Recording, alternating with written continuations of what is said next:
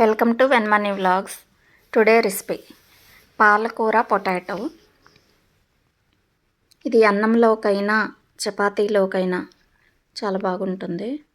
ఒకసారి ఇలా ట్రై చేయండి. పొటాటోస్ క్యూబ్స్గా కట్ చేసుకొని చెక్కు తీసుకొని, బఠానీ నేను ఎండు బఠానీ తీసుకున్నాను, నానబెట్టుకున్నాను కొద్దిసేపు.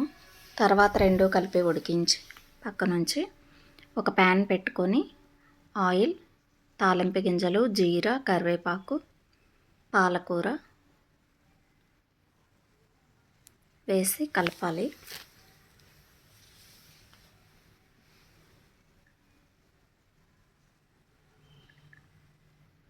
పచ్చిమిర్చి, సన్నగా కట్ చేసుకున్న ఉల్లిపాయ ముక్కలు.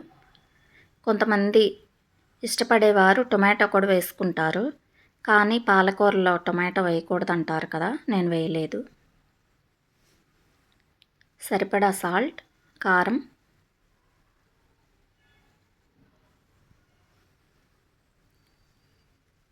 అల్లం వెల్లుల్లి పేస్టు,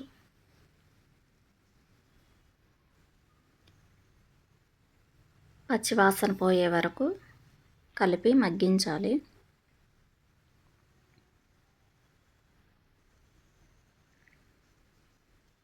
పొటాటో వేస్తే పిల్లలు ఇష్టంగా తింటారు.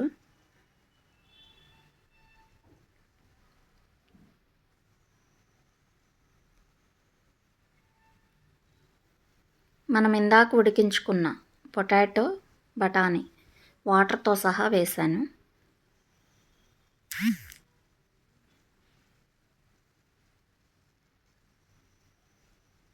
వేసి కొద్దిసేపు మగ్గనిచ్చి ధనియా పౌడర్, జీరా పౌడర్,